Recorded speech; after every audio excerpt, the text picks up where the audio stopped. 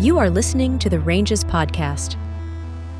So after Philly, we drove to Clifton, stayed in the hotel, got up in the morning, had a spa day because there was a pool, went swimming, and then played in Clifton. You had a bunch of friends. Yeah, I had a bunch of friends from New York, Rochester come. And this was Dingbatz venue, which was cool. That's a legit venue. Yeah. I mean, they're still doing shows. Right. And this was the highlight of the tour for me. Which? Dingbatz. Oh. First of all, the sound guy was a jerk. I don't remember He that. was not pleased with everything that we had with lights and everything. He was upset that he had to do sound. Oh. He had to do his job. And so I don't think we played first. We must have played second or third. There's like 4 bands on the bill with Tides of Man being one of them. But yeah. we get up there and it's a tight stage. Mm-hmm. There's a curtain in the back and getting all set up and you're going through your problems, just getting things right. And I'm trying to help you out. And I turn back around and set myself. I turn back around to look at you and you're gone. You just disappeared because behind you is a curtain. And you'd think, it's a stage with a curtain. There's probably a wall behind that curtain. And so I don't know what happened, but I put my hand on what I thought was the wall to it wasn't a wall though. hold myself up, and I ended up on top of, was it Josh's kit back there? You fell off the stage, off the back of the stage, back into Josh's Tides of Man's drum kit. You were gone. Yeah, I was upside down too. Yeah, I think were my gone. legs were up in the air. And Joey's like, Mark just fell off the stage. And I'm like, oh no, this is it. Like he was already mad because the hi-hat stand wouldn't work and he couldn't get it right. And now he fell off the stage. So we all go backstage and you're just on top of Josh's kit, just upside down, and you're totally fine. Yeah, I missed all my vital organs. Your reaction was not what I expected. I expected it to be the end of the day, end of the tour, but you were great. You got up and we played a great show. It was pretty funny, and I made it out unscathed. Which is kind of amazing to fall into a drum kit and not get hurt. Like, yeah, amazing. it is. And then after the show, we went across the street to a bar. I was right there. Yeah, and I ran into more friends that didn't even know I was playing across the street. Yeah. Yeah, I got hammered. Right. And went back to the hotel. Mm-hmm. Got up the next morning, and you were missing a very important piece My of bag. equipment. A bag. Not just any bag. Yeah, it had Seeds. It had everything from pumpkin seeds to green supplements to vitamins. I think I still had bananas. It was everything. It was everything I thought I needed to keep me going for 2 weeks. Yeah, if you recall, before leaving, you did not know if you could make this work. Right. And you needed your health food to sustain yourself. Yeah. And you were missing it. Mm-hmm. We were almost halfway done with the tour. We still had a long ways to go. So we had to retrace our steps and went back to that bar, and sure enough, they had it, right? Yeah, we looked all in the van, looked all in the hotel room, and it was nowhere to be found. Why I brought it across the street to this bar, I don't know, but I did. And got hammered and left it there, and then went back the next day, and there was a guy cleaning the bar. It was around noon. Bar's not open. I said, I think I left something in there last night. What'd you leave? I left a bag. I think there is something in there. And he let me in. And I walked right up to the bar, and there was my bag on the bar and the note on the bag. I don't remember exactly what it said, but I think Joey still has it. Probably. The note. Somebody left their hippie survival kit here last night. Which is so great. Just knowing because they looked in it. Yeah. That's the part that sucks. They opened up my bag and looked in it and found all the powders and vitamins and seeds. Yeah. And said, oh, some fucking hippie left this here. Little they know it's former New York resident that turned into a hippie. A health nut. Oh, that was so funny. That was good. That 24 hours was pretty great. But getting the bag back with everything. Oh yeah. No one thought there was anything worth stealing. Right. It was Right. great. And made for a great day because it was Brooklyn Day, your old stomping grounds. Yep.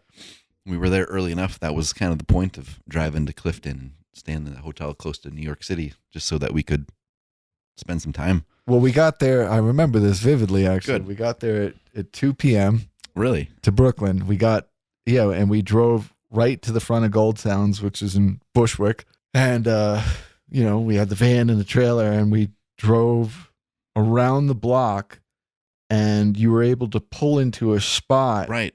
Because we got there just as alternate side parking was going into effect. So cars had to move out of one side to get to the other side, and someone had moved earlier, and you were able to slide into that spot, and all we had to do was wait like 10 minutes for the time to be up, and then we were safe to be in that spot. Right. Because it was alternate side. That's right. I remember that because we sat in the van for a while. Yep. Yeah. I think a few of us, not me, a few of us urinated on the street. Yeah. Which 'cause you I do said when that you're in was New York okay, City, yeah. right? Yeah. You Yeah. know. Yeah. Yeah, that's fine. The fact that we had solid parking, that's when we realized, it's only 2 p.m. and we don't have to be back here for a few hours. We could go do something. So that was when I proposed the question: do you want the best pastrami or the best pizza? And you all picked pastrami. So I realized that I had to take you to Katz's Delicatessen. Changed our lives. The venue was right next to the L train.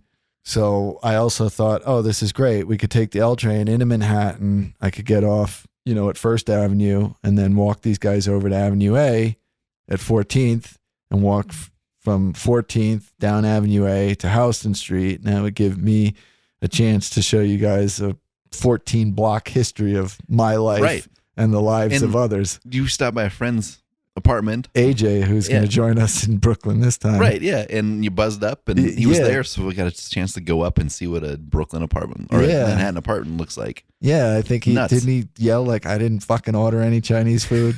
I said, hey, it's me. Yeah. All the way from Montana. Yeah. That was cool. Yeah, we popped in there, and then I showed you where I met Erin, my now wife, the reason I'm in Montana. Right. There was a mozzarella pizzeria where they have the best Sicilian slice with meatballs, and then, a bunch of tattoo joints. I showed you where the Bad Brains recorded their first demo, and Tompkins Square Park, and all those things, and then got down to Houston, and then walked over to Katz's, got the pastrami. And yeah, it was amazing. That was fun. And then, and then we walked back up to the subway, jumped back on the subway, and then went back to the club and got ready to do the thing. Yep. And Chuck showed up. Oh, right. To run sound for us. This was before he was the official. Yeah, a part of the band. He grew up in New York.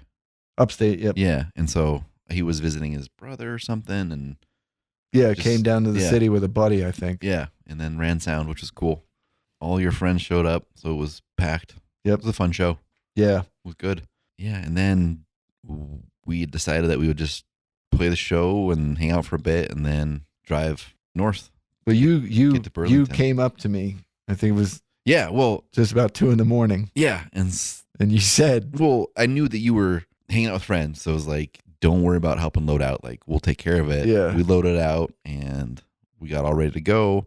Everybody was in the van except for you. We were parked right out front. So I just walk in there and I find you and say, hey, we're ready to go whenever you are. And for some miracle, you were just like, yep, I'm ready to go. Yeah. I looked around and I was like, I think I just said goodbye to the last person I know here. Let's go. And perfect. I walked right out the door, jumped right in the out, van, and then we were going. Off we went. Drove through the night, and that was a long drive. I don't remember how many hours it was. New York City did. It's like almost Burlington. 5 hours. Yeah. It was to Vermont. Long. But I remember the sun coming up and kind of, for whatever reason, our navigation took us through kind of the back roads, which was kind of cool, but it just seemed like we were turning and driving on back roads the entire way, like no interstate. It was strange. It must have been beautiful, though, when the sun was coming up, because the foliage in October in upstate. The fog. Yeah. It was really cool. But I was exhausted. I'm sure. But got to Burlington, and then because we had agreed to help out with Dunk USA, like we couldn't rest. Like they needed help moving back line from the rental company to the venue and all kinds of stuff. So I think dropped you guys off, or you guys stayed at David's place. And I still don't know how there was long hair in his bathroom. David's bald, but he's got long hair in his bathtub. I mean, one could say it's the girls, but I don't think it was. I don't know. Maybe he grows long hair and just falls out right away. Yeah, I don't know. Yeah, so that would have been. I think we played that night too. We did. Yeah, so we got set up. It was a blur. It was such a surreal experience for a lot of different reasons. Yeah, I think we played at like 5, Yeah, right? we played fairly early. 5 p.m. Yeah, but it was awesome. Like we played, and I remember we didn't have a ton of copies of The Ascensionist left on the first pressing, and I remember saying something like towards the end of our set, like we only have so many copies left. And I remember seeing people just like leave and go buy records like before we're done. And that was really cool. So we sold out right away. And it wasn't a huge turnout at Dunk USA. It was not the best location for a festival. Burlington's kind of out of the way. It's a beautiful place, but Yeah, what would you say? Was it like 300 or 400? probably something like that. Yeah, I think it was not quite what it needed to be. So there's a reason there was only one of them. Right. It was a tough thing for Dunk to try to do. It was cool that they tried it, and it was a lot of experience. Yeah, there's a lot to do making an international festival. Oh yeah. So we played the show, and then watched Tides of Man play, and watched Astronoid play. That was fun. It was a fun night hanging out. And then I think you guys were gonna go out with Tides of Man. We did. To go downtown, and I was gonna go back to the hotel. You're like, yeah, I'm gonna sleep. So I haven't tired. slept in a week. And I'm driving back to the hotel. I get to the hotel, get checked in, and get a phone call from Pelican, because I was the guy in charge of helping bands with hotels, and like Dunk got the hotel rooms, and I had to make sure all the bands had enough hotel rooms to cover their people. And for whatever reason, Pelican's hotel room didn't happen. So they'd gone to the hotel and they didn't have a room, and so they call me because I'm the guy, and I'm just thinking, oh my gosh, I'm so tired, and this is the last thing I want to deal with. But I was just like, well, I have 2 hotel rooms that my band was going to stay in, but you guys can have those. And just feeling so defeated because I was just exhausted. I just want to sleep. And Pelican needed our hotel rooms, so I gave him our hotel rooms, and I was so mad. So I was like, oh, I'm not going to sleep. And then you guys needed a ride back, and so I drove down and picked you guys up, and we all drove back and stayed at David's place again, singing Tides of Man in the van at the top of your lungs. So that was brutal. But then the next day, I think we had the day off, and we got our hotel room, a nice one, and finally slept. And then Dunk USA was over, and it was the trek home. And I remember driving from Burlington to Syracuse through upstate New York. And like you said, that time of year, like the trees, the leaves, and it was like rainy, misty. It was really beautiful. And listening to Tides of Man, and just, I don't know, that experience of the mountaintop experience of getting to Dunk USA, playing that festival with some of your favorite bands that, you know, are the bands you look up to in the genre, and getting to share a stage with them, and playing with Tides of Man, meeting those people, helping Dunk do Dunk USA. It was a really cool moment, just taking all that in. Yeah. And then you get to Syracuse, and it all kind of went downhill, because Syracuse isn't my favorite place in the world. Joseph got robbed at a pizza joint. It was not a pizza joint. They served pizza, but they did something else behind the scenes, I think. Yeah, it was not a good place. Yeah. So we met up with Man Mountain there, played that show with them. Next night was in Columbus at the Space Bar with Man Mountain. It was a cool venue. It had like those Edison bulbs on the ceiling. Yeah, I don't remember it. There was nobody there. But the End of the Ocean, a couple of the members of that band worked at that bar and were hanging out. So that was fun to hang out with them. Then it was to St. Louis, where we played with Staghorn and Man Mountain. It's like a coffee shop kind of. That place wasn't bad. No, it wasn't bad. It was kind of I remember cool. Hank came to see us there. Right. After the St. Louis show, we loaded out quickly and went to our hotel, and Man Mountain was kind of slow. But apparently, like 10 minutes after we left, there was a shooting. Yeah, it was, that happened right there. It really happened. And a police officer got shot. Was it a cop? Yeah, I think so. Damn. I think he survived, but yeah, we missed that, thankfully. And then it was off to Wichita. Beautiful Wichita. Playing Wichita because that's where Jared had done his ceramic school. So He had a connection with Kirby's Beer Store, which was a little teeny stage. It's a tiny, tiny little beer joint that's, only popular because it's in a college town. Yeah. The truth of this show is that it was all Jared's friends who showed up. Understandably so. There's not a post-rock scene in Wichita, just like most of that area of the country. I mean, it's tough to get a good show there. And so it's just one of those shows where you start playing and nobody's paying attention. Yeah, they don't give a shit. Yeah, everybody's talking over you. And so it's like, all right, like, you guys don't care. It's really difficult for us to care, like, to put on a show. So we chose, you, me, Joey, chose to just kind of have fun. Like, we still played a great show. Yeah. And, like, we didn't make any mistakes or screw off. We were just, laughing about the situation because it was just like, come on. And unfortunately that upset Jared, and I can see his perspective. He was not happy with, he wanted to put on a show for the people that, his friends. Yeah, but if his friends were paying attention. Yeah, right. So he was pissed and he let us have it after that show. Well, I remember he was mad at Joey and I because Joey and I were laughing at one point, but we were just having fun with each other while playing because technically, and this is the truth, kids, you should only play in a band with people to have fun. If you have expectations of doing any more than that, other than just the joy of playing music with your friends, it's going to be real tough on you. Yeah. So just enjoy it. And we were making the best of a not great situation. It was not ideal. He took it way too personally. Yeah, he did. So I think Joey, myself, and Jared all quit separately within like a 20-30 minute span, and fuck it, I'll just go home right now. Yeah, that's right. Yeah, there was threats, but we all worked it out. Oh wait, but then I see the next day was Colorado Springs. Yeah, Triple Nickel Tavern. Another. Beforehand though, we ate at El Taco Rey. And it was good. Do you remember that? No. It was like right next door. door. Yeah, it was legit. It was like real people that spoke Spanish. Yeah, real people made those tacos. Authentic. Oh yeah. Authentic. It was good though. That was good. The show was all right. I mean, I don't remember it being a flop. I think there were people there. There was people there, but there was also a punk rock show down the street with Battalion of Saints.